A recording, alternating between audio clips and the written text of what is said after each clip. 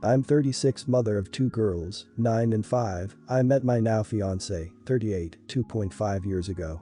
He's a good man, treats my girls well and loves them. Future mother-in-law is a generous lady, truth be told. His family are respectful and helpful. We visit them a lot. After we got engaged, I pretty much considered this my extended family. However, my mother-in-law tends to do things that either intentionally or unintentionally hurt my feelings. For example, when there's a family dinner at a restaurant we're not invited.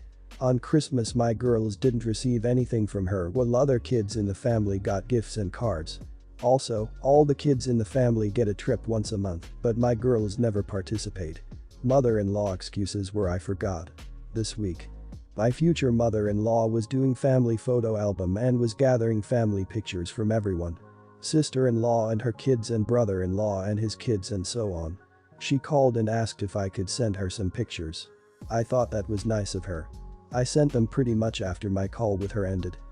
We were invited to her house. The entire family was there to look at the photo album because it was complete. We took turns to look at it. And when it was mine and my girl's turn, I was stunned. Turned out, she picked the pictures that had just me and her son. Not my girls. Although we took a ton of pictures. The 4 of us, my girls were excited wanting to see the album, then asked why their pictures weren't there. I didn't even want to think about how they'd feel. I was caught off guard, otherwise I wouldn't have let them look at the album. I asked mother-in-law why she excluded my girls and she didn't even reply, she just ignored me. My fiancé stared at me. I felt awful. I got up, took my girls and walked out immediately. Everyone was confused. My fiancé followed us, then we left. At home, he told me that I really shouldn't have walked out before dinner and should have just ignored this whole thing because who cares about a stupid photo album? I told him it's a symbol of family. The girls felt left out when all the kids' pictures were there except for the girls, although I sent her pics of 4 of us as a family. He said his mom didn't mean it and promised that this will change once we get married and said he'll get everyone in line, so I shouldn't even consider this a problem. And that my girls are the light of his life and that's the only thing that matters. And that I was overreacting over a photo album. Mother-in-law called and was upset, saying me walking out like that was disrespectful to the entire family. When I told her about what she did, she bluntly said, "I don't want to lie to people, those girls don't relate to me in any way." She said she loves them and treat them well. We'll host their birthdays if I want, but she won't call them family. I argued with her over this and I hung up on her since she didn't think she did anything wrong. Was I in the wrong? Did I overreact? To be honest, I kinda get her point. Have you given her a chance to bond with them? I don't have kids myself, but I understand that you're upset that your kids are excluded. But they have their own grandparents to include them in everything and spoil them. I wouldn't expect their step-grandparents to include them in everything they include their grandkids. I think it's more important how your fiancé treats them. Do you think he would treat them differently than any bio kids you might have? No idiots here, but maybe I'm wrong, I don't know. A lot of people feel very strongly grandma screws. I am a stepdaughter. My dad started living with his now wife when I was 10. Married her when I was 12. I certainly didn't think my stepmother's mom was my grandmother before they were married. I didn't even consider my stepmother to be my stepmother before they were married. And I liked her just fine. But she was my dad's girlfriend. That was it. Her mom was my dad's girlfriend's mom. Not getting them cards or gifts for Christmas is crappy. Every kid who is at one of my family's gatherings gets at least a gift card. Even if it's a neighbor's exchange student. In my opinion, your girls aren't related to her and she shouldn't have to include them in a family album or treat them like she does her biological grandkids. I assume your children have grandparents already and it should be pretty easy to explain to them the difference. I understand wanting them to feel like family, but the fact is they aren't. She treats them well and cares for them. Why do you need her to do more than that? You have only been together for 2.5 years and you aren't married. My mother and father are very religious, conservative Christians. I was raised that way, but clearly had doubts from my tween years onwards. By the time it came around for college, I got a scholarship to a good school and went there, as my parents had only been willing to pay for religious schools. Throughout my adulthood, they've been vocally against me drinking, living with male roommates in a 5-person apartment, living with and traveling with my now husband, and generally common activities for adults. They've been most vocally upset about me not going to church or being religious. We've had arguments, but overall I think I've mostly been patient through the years. Last summer, it was the night before my wedding. We were having the rehearsal. The ceremony and reception was in a historic brewery, which I'd already gotten an earful about from them. So we were running through the ceremony, and it came to the point where the officiant said my maid of honor would read a Rumi poem. By the end, my mom stopped me and said she felt she had to say it wasn't sitting well with her, that it was going to be a quick 20-minute thing, with no discussion of how sacred marital love is, and asked if she could maybe read a passage like Colossians 3:12-17. I said I wasn't comfortable with that. She started to get angry and eventually said that this wasn't a wedding, it was a party with some words before it. I told her if she felt that way, she didn't have to come, and told her to leave. My dad followed her and made no effort in any of this to tell her to stop or stick up for me. The next day, I told the security at the venue that she wasn't to be there and she was denied entry. My dad left with her. They sent countless texts, called me wicked, cruel, ungrateful, so on and so forth. I just blocked them and we haven't spoken since. I had my daughter 2 months ago and they're now pestering family members and friends to tell me they want to meet her. Frankly, I don't want them to. I've felt generally happier, freer and less judged since they've been out of my life. I don't want them to make her feel like that ever. However, I've been getting messages from my cousins saying I'm awful for this, it's painful for them, they messed up, but I can't deny them their grandchild, etc. Am I the idiot? Not the idiot. Sometimes it's the stupidest arguments that are the last straw. As long as this wasn't the first time you've told them to stop pushing their religion on you, then you're all good. My last straw was when my mother refused to wash her hands before she held my hours-old newborn. She said asking her to wash was an insult, implying that she was dirty. I just said, okay, you don't have to hold him. She got mad and left. Last time I saw her. Not the idiot. I don't remember where I read it, but someone said bad parents don't turn into Mary Poppins when they become grandparents. They would be just as judgmental and critical towards your daughter as they were to you. And children are not toys to be shared.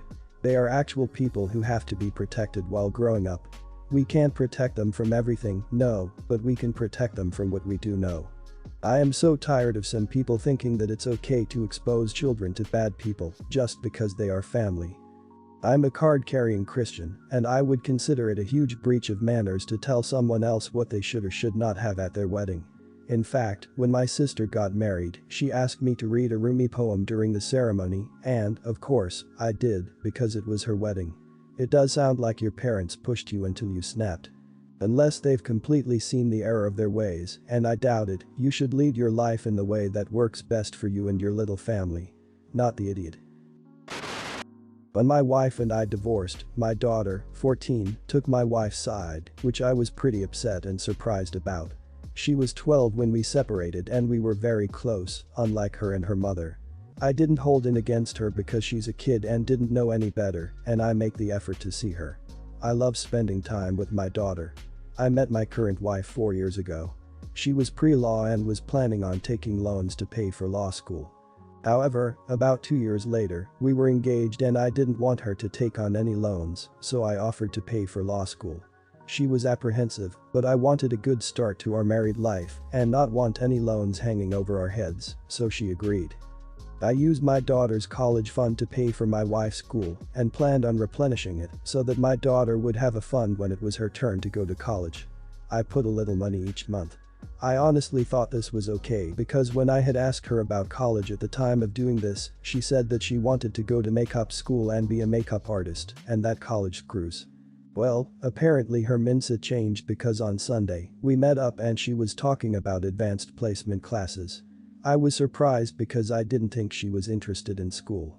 I asked her if she was joking, but she said that she's aiming for computer science at some top private college and that her dream is to start a startup business.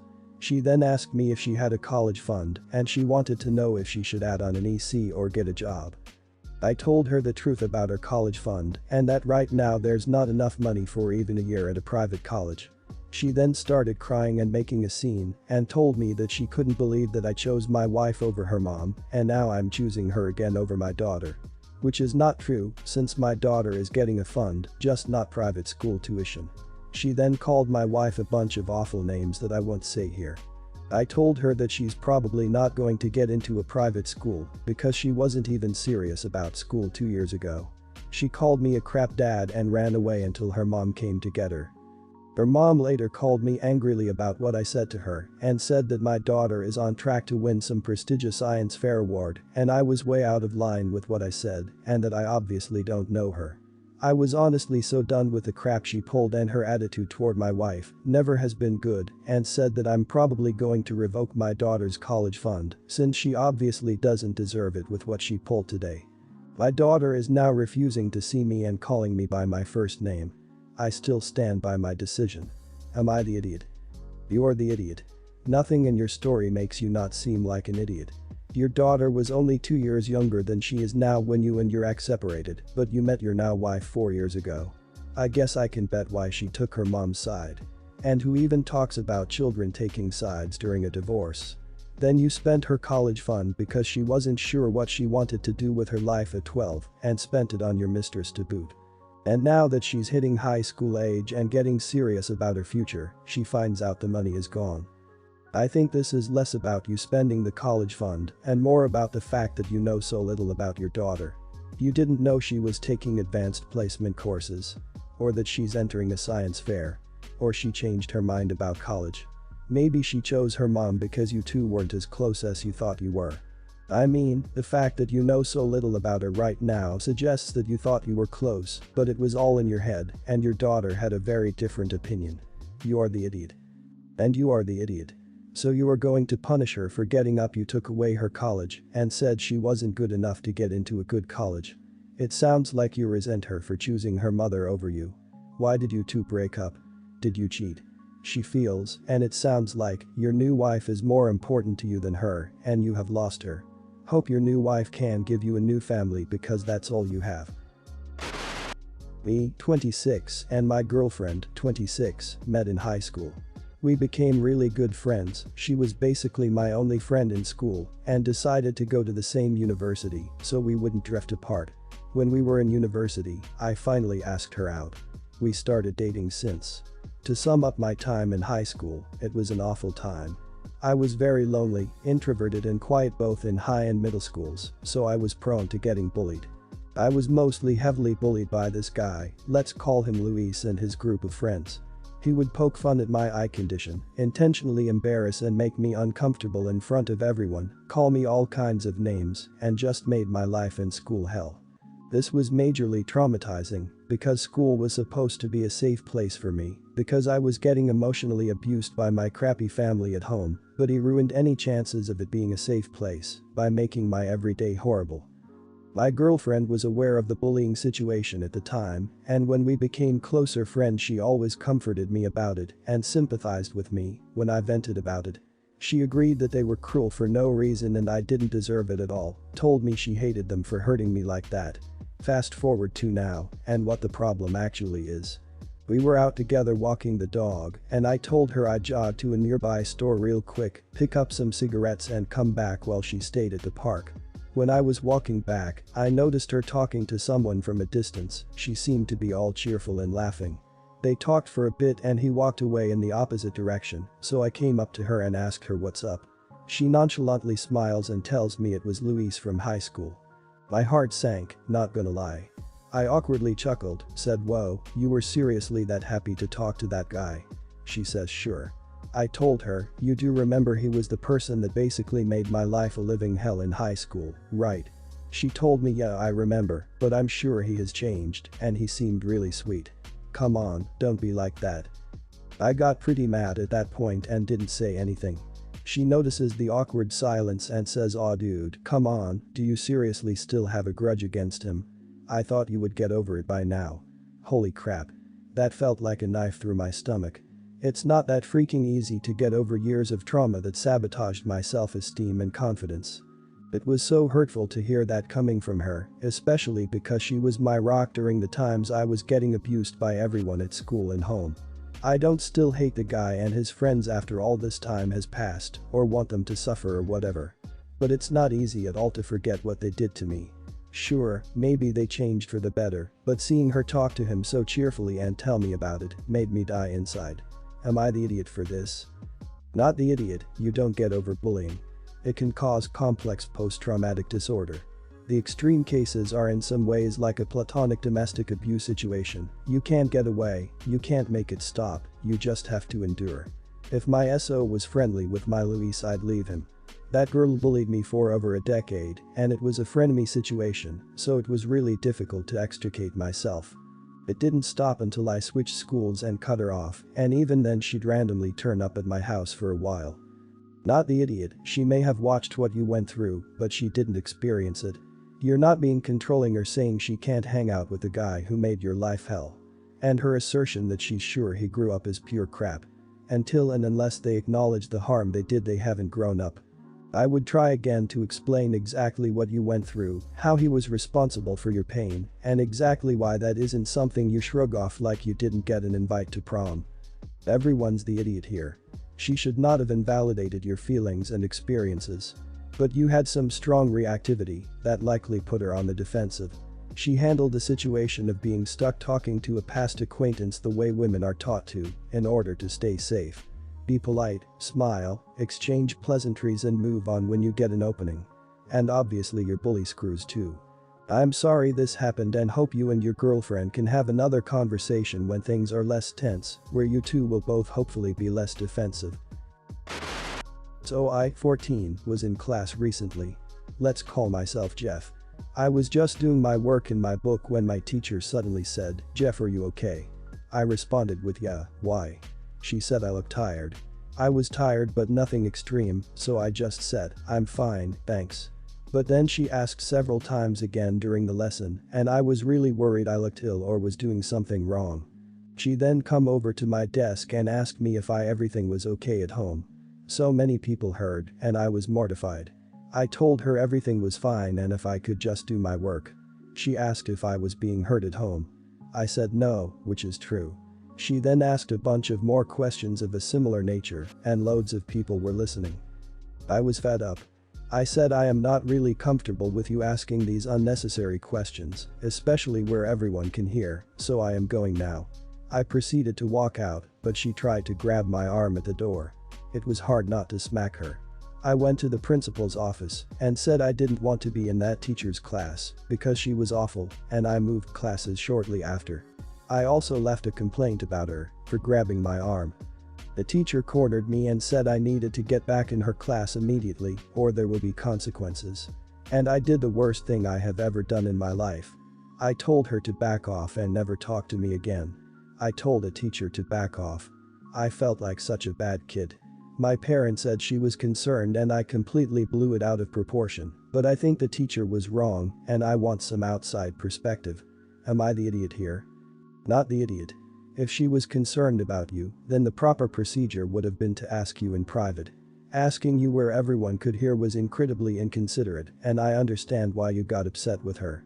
Not to mention her trying to physically grab you as you left class and threatening some sort of consequence later after you had switched classes. Telling her to back off was a bit overboard, but you clearly feel bad about it and she had made you super uncomfortable, so I think it's an understandable reaction. Not the idiot. You respected yourself and reported her weird behavior, you did the right thing. Society has normalized people in specific positions overstepping personal boundaries and gives them self-inflated senses of ethical, moral and judicial authority. Teachers are a damn nightmare for this. Though I wholly believe this teacher, though she was doing the right thing, she needed a reality check. Also, when you're going about your everyday life, no one has the right to ever touch you, ever. You do you, kid.